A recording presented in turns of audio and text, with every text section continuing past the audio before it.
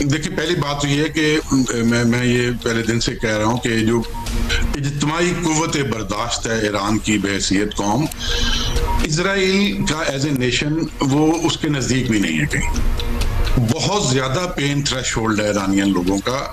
और इसराइल के लोग जो हैं वो कैजुअल्टीज बर्दाश्त नहीं कर सकते। वहाँ क्या नफसियाती मसाइल चल रहे थे, किस तरह के पैनिक अटैक्स हो रहे थे। पहले 7 या 8 दिन इसराइल ने लोगों को वहां से इवैक्यूएट नहीं करने दिया, बाहर नहीं जाने दिया। और आपने देखा होगा सैटरडे को या फ्राइडे की शाम के बाद इसराइली गवर्नमेंट ने भी लोगों को ट्रेवल करने की इजाजत दे दी थी कि जहां कोई निकलना चाहे वो चला जाए। जहां तक रजीम चेंज का स्पेसिफिक सवाल है, देखिए जो रजीम चेंज एक्सपीरियंस किए गए खास तौर पे मिडल ईस्ट में, उन एक्सपीरियंसेस के बाद ईरान में एक फर्क था कि लेट से सुप्रीम लीडर को अगर खुदा न खास्ता वो टारगेट कर लेते तो ईरान का नज़्म नस्क जो है वो किसी जो हिज़्ब इख्तलाफ के ग्रुप ने तो नहीं संभालना था।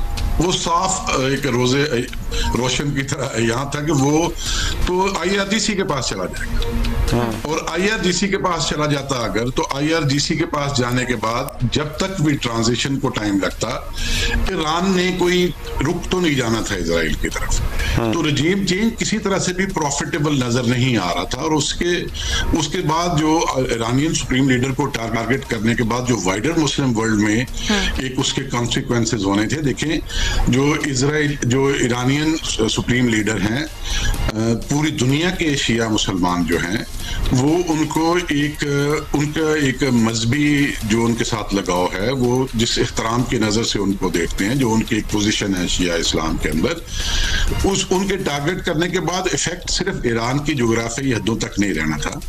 इजराइल और अमेरिका और वेस्ट के खिलाफ दुश्मनी पूरी मुस्लिम वर्ल्ड में फैलनी थी। उसके कॉन्सिक्वेंसेस अच्छा हुआ है अगर वेस्ट को ये समझ आई है।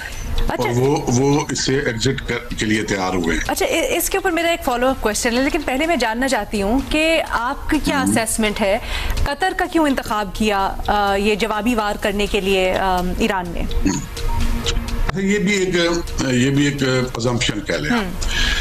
देखिए, कतर के पिछले 10 साल में मिडिल ईस्ट में 2 डोमिनेंट पावर्स हैं, सऊदी अरब एंड UAE। तो कतर के कुछ फ्रिक्शंस रही हैं जो सबको पता है, मतलब ओपन सोर्सेज में सब इंटरनेशनली सब ने देखा कि कतर के कुछ मसाइल रहे हैं UAE के साथ भी और सऊदी अरब के साथ भी, और आपस में बहुत तनाव रहा जी। अब जहाँ पे और बेसिस है, फर्ज करें कुवैत में, बहरीन में कहीं टारगेट करता है ईरान, तो ये पूरे के पूरे जो GCC कंट्रीज थे, खास तौर पे जो सऊदी अरब और UAE के इन्फ्लुएंस हैं, वो सब के सब इज्तिमाई तौर पर ईरान के अगेंस्ट खड़े हो जाते। अब अगर सिर्फ कतर पे करते हैं तो शायद ईरानियन का ख्याल हो कि शायद उस तरह ये जो अहम ममालिक हैं मिडिल ईस्ट के, सऊदी अरब और UAE के लीडरशिप के अंडर, वो सारे ईरान के अगेंस्ट जो है वो इकट्ठे ना हो। दूसरा ये है कि कतर एक पिछले 5-6 साल से खास तौर पे एक मिडिल पावर का बहुत ही इफेक्टिव रोल प्ले करता है। आप देख लें, रिसेंट जितनी कॉन्फ्लिक्ट हुई हैं, चाहे वो अफगानिस्तान US को इकट्ठे बिठाना था, चाहे वो हमास को और इजराइल की बातचीत आपस में कराना था, तो एक बहुत छोटा मुल्क होने के या इजरायली चाह रही है दुनिया को दिखाना, बिकॉज़ अल जजीरा का हेडक्वार्टर कतर में है।